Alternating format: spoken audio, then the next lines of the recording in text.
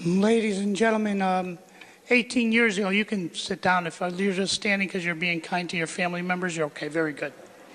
There's 26 new faces in here, so I'm not quite sure who's who yet, so that's okay. I'm not confused now. Everybody's sitting. Boy, you got a lot of gentlemen representatives out there. I'm very, very impressed. Ladies and gentlemen, 18 years ago, on opening day, legislators, along with their friends and families, battled through a severe ice storm. The state of Connecticut was facing a huge budget deficit, and the banking and real estate industries were in shambles. I would say that it's deja vu all over again. But 18 years ago, like today, there was enthusiasm, a happiness of being sworn in again and being newly elected. That enthusiasm, as today, also is in the air.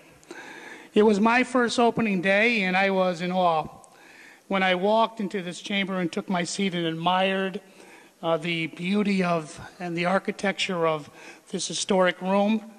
And it's been an honor, quite frankly, serving with so many legislators over all those 18 years.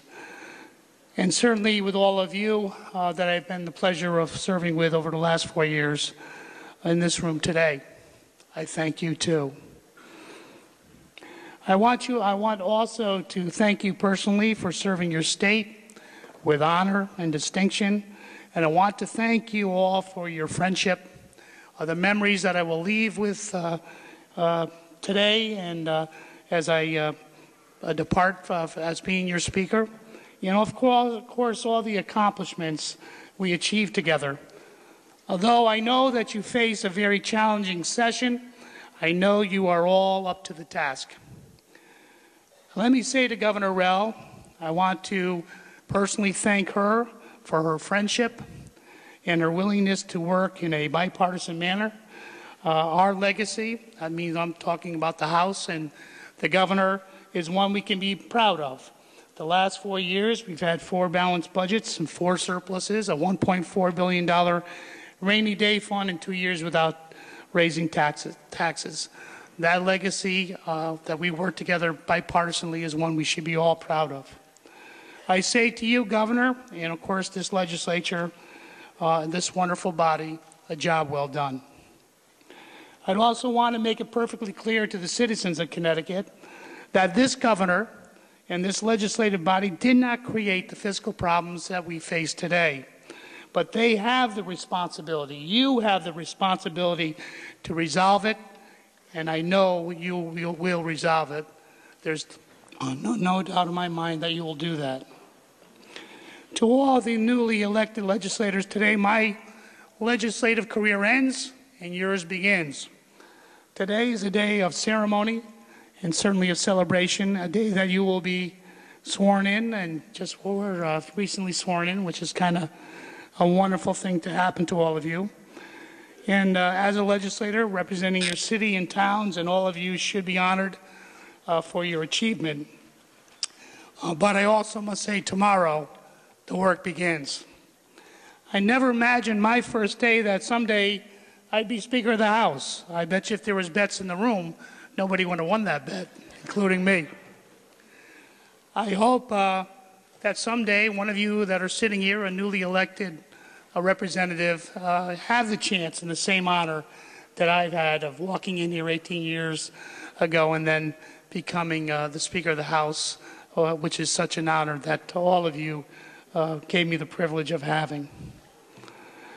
I ask all the freshmen, and I've said this to many of the representatives before, but all of you, just a little word of wisdom I hope you take with you, that never forget where you come from, never forget why you are here, and more importantly, never forget the family that sacrificed while you spend time in this chamber.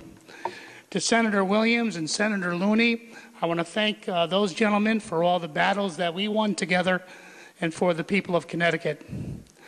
Record investment in healthcare and education and a roadmap to Connecticut's economic future, and by investing close to almost $4 billion into the new railroads and bridges for our state. Thank you, Senator McKinney, for being the worthy opposition and a friend, and assuring that checks and balances will always be there in the democratic process. But again, it is the people in this chamber that I thank the most.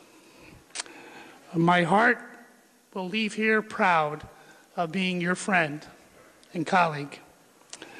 To my minority leader, Larry Cafaro, thank you so much, Larry, for your passion, and of course, thank you for your sense of humor on days when we needed it most.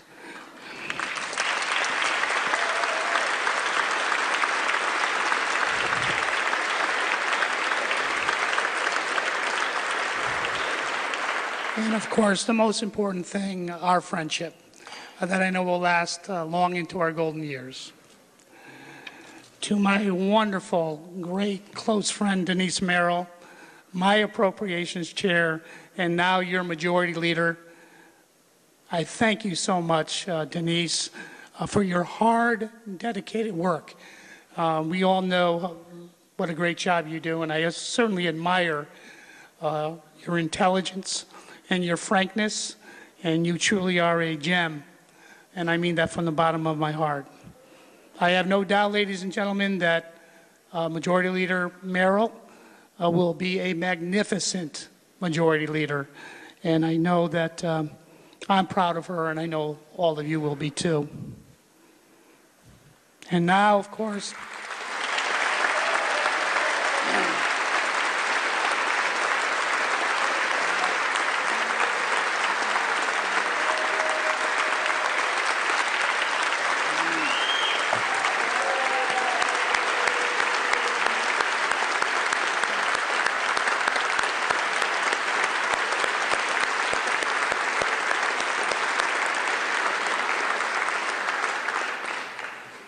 and now to the man that we are about to name the next Speaker of the House of Representatives, Chris Donovan.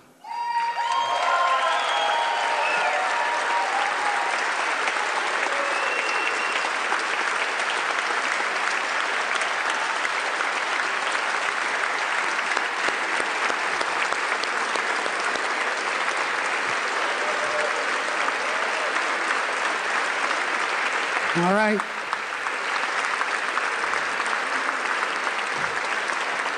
And I know Chris is probably watching or listening in the back. So, sir, Chris and I, we probably spent more time together over the past 4 years than we have with our own families. And I truly call you, Chris, my brother in arms. Chris Donovan is a good man. He's honest. He has integrity, and so do all of you in this room. You should be proud to have him as your leader.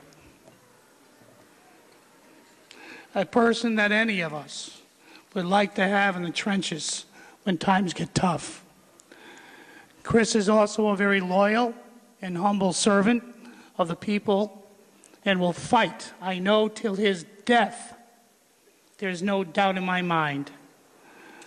To his last dying breath, trying to make the lives of Connecticut's workers, the poor, and all the citizens of Connecticut a safer and more decent place to live. Representative Donovan will leave a legacy that will make the families of Connecticut better educated, better housed, and certainly more healthy. I know, ladies and gentlemen, you are in good hands.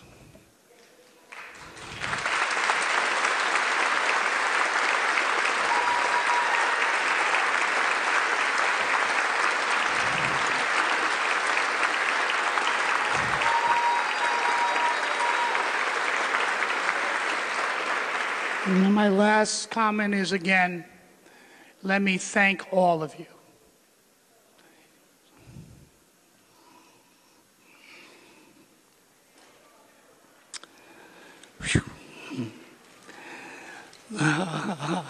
Almost made it. I want to thank all of you for the honor of being your speaker for the last 4 years. Thank you, my friends. Thank you.